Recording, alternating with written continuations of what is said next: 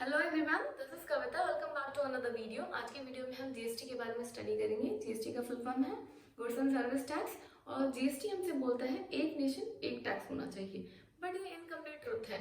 और टैक्स जो है इस पे गवर्नमेंट का फुल राइट है, और यही एक अकेला इनकम सोर्स होता है गवर्नमेंट के पास में। तो टैक्स के कितने टाइप हैं? टैक्स के दो टाइप हैं, एक है डायरेक्ट टैक्स और एक है इनडायरेक्ट टैक्स। डायरेक्ट टैक्स किसी भी सिंगल पर्सन से डायरेक्टली लिया गया टैक्स। डायरेक्ट टैक्स होता है किसी भी इंडिविजुअल से जब आप लेते हो, that is direct tax. And indirect tax का मतलब होता है जो कोई भी गुड्स या सर्विस पे लिए गया टैक्स होता है उसको इनडायरेक्ट टैक्स बोलते हैं। मीन्स कोई भी गुड्स परचेस या सेल करने पे उस पर अगर टैक्स लगता है तो वो होता है आपका इनडायरेक्ट टैक्स। तो इनडायरेक्ट के बहुत सारे टाइप हैं, जैसे कस्टम ड्यूटी। जब आप कोई भी चीज फॉरेन से मंगवाते हो तो कस्टम ड्यूटी लगता है। Excise duty, then service tax, sales tax, VAT tax. इन सब में वेट टैक्स सबसे ज्यादा फेमस था।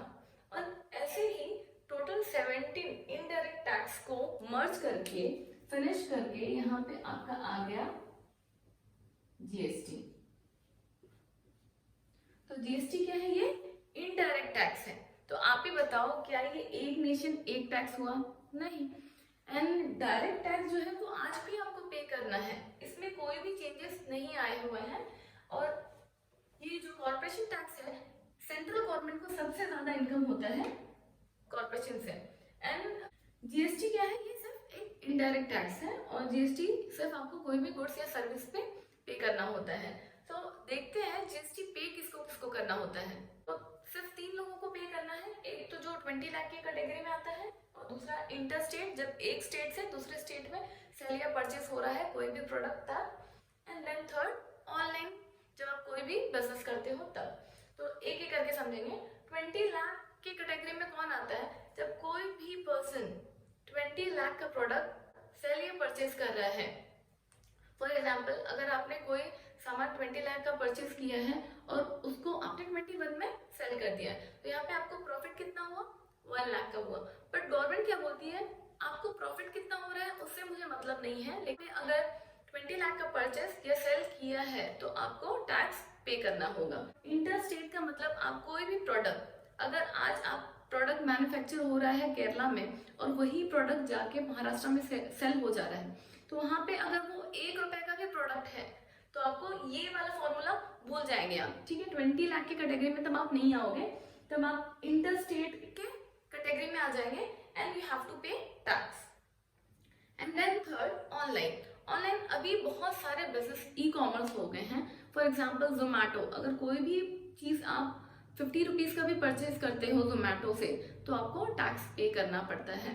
ठीक है, तो ये 3 लोग हैं जिनको टैक्स पे करना पड़ता है। जीएसटी पे इतना आर्ग्यूमेंट क्यों हुआ, लोग इसके अगेंस्ट क्यों थे? तो इसके पीछे रीजन है, एक्चुअल में जीएसटी की 4 टाइप्स हैं। CGST, SGST, UTGST and IGST. लोगों को क्या लगा, इनको सभी को पे करना है, इसी के कारण सभी लोग इसके अगेंस्ट थे। बट एक्चुअल में आपको सिर्फ 2 टाइप के टैक्स पे करने हैं। सी क्या है? ये सेंट्रल जीएसटी है, ये सेंट्रल गवर्नमेंट लेके जाएगा। एंड देन एसजीएसटी क्या है? ये स्टेट लेगा। And then union territory, for example Delhi क्या है? दिल्ली तो स्टेट है ही नहीं, तो दिल्ली को टैक्स कहाँ से मिलेगा? तो दिल्ली क्या लेता है? वो यूटीजीएसटी लेता है। And then integrated GST. Integrated GST का मतलब होता है जब कोई भी प्रोडक्ट एक स्टेट से दूसरे स्टेट में जाता है तब वहां पे लग जाता है इंटीग्रेटेड जीएसटी। तो इसको हम एक एक करके समझेंगे।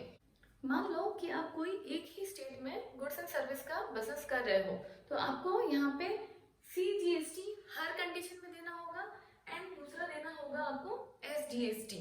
ठीक है, तो लोगों को क्या लगा कि ये दोनों भी, जो फॉर एग्जांपल 18% अगर टैक्स है, तो लोगों को क्या था ना, बहुत बड़े बड़े कंफ्यूजन थे। उनको लग रहा था कि मुझे 36% टैक्स पे करना पड़ेगा, बट ये गलत है। आपको सिर्फ 9 यहाँ पे और 9% यहाँ पे, टोटल 18%। कोई भी प्रोडक्ट पे अगर 18% है तो आप उसका हाफ ऑफ दोनों को पे करोगे। एक और एग्जांपल देखते हैं। अगर गुजरात में कोई बिजनेस कर रहा है तो वो कोई भी जो भी बिजनेस कर रहा है उसको सीजीएसटी तो हर हाल में देना है, क्योंकि गुजरात भी सेंट्रल के अंदर है और दूसरा स्टेट अपना जीएसटी लेके जाता है। ठीक है, इस तरीके से स्टेट में टैक्स आपको पे करना पड़ता है। बट इन केस आप कोई भी बिजनेस जम्मू कश्मीर, लद्दाख, पौंडीचेरी या दिल्ली में करते हो तो ये तो स्टेट है ही नहीं, ये तो यूनियन टेरिटरी है, तो ये इनको इनकम कहाँ से होगा? तो ये क्या, यहाँ पे सिर्फ आप SGST की जगह UTGST पे करना पड़ता है। मीन्स आप अगर यहाँ पे ये दिल्ली में अगर कोई बिजनेस कर रहे हो तो सेंट्रल गवर्नमेंट को तो आपको हर हाल में पे करना ही है टैक्स।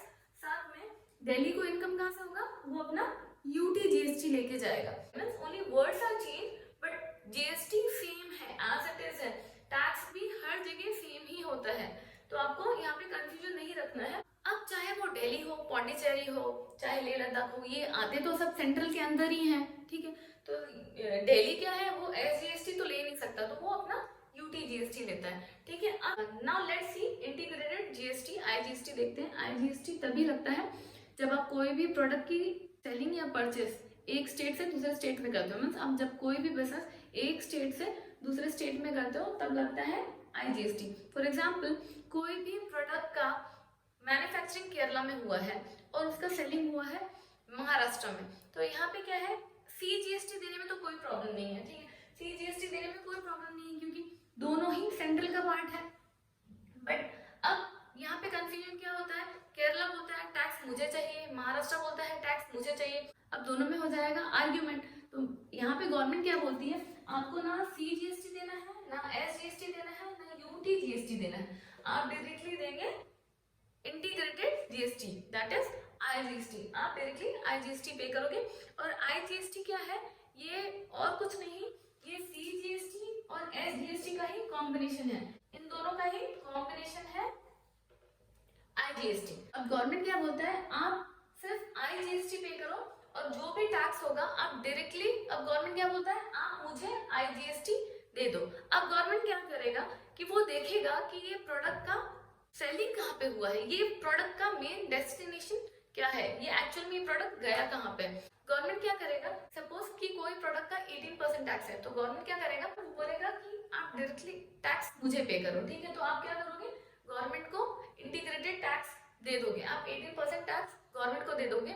और गवर्नमेंट क्या करेगा, इसमें से 18% में से 9% वो खुद रख लेगा और बाकी के जो बचे हुए 9% है वो जो डेस्टिनेशन पॉइंट है, प्रोडक्ट जहाँ पे एक्चुअल में सेल हुआ है, वो 9% उनको दे देगा, बोलेगा लो आप रख लो। तो इसीलिए इस GST को डेस्टिनेशन GST भी बोला जाता है। इससे बेनिफिट क्या हुआ देखो, एक तो केरला में मैन्युफैक्चरिंग हुआ तो केरला के लोगों को एम्प्लॉयमेंट मिल गई, लोगों को काम मिल गया। एंड दूसरा, महाराष्ट्र को बेनिफिट क्या मिल गया कि यहाँ से लोगों के पास में प्रोडक्ट गया है, सेल वहां पे हुआ है, तो टैक्स महाराष्ट्र को मिल गया, तो दोनों को ही फायदा हो गया इसमें।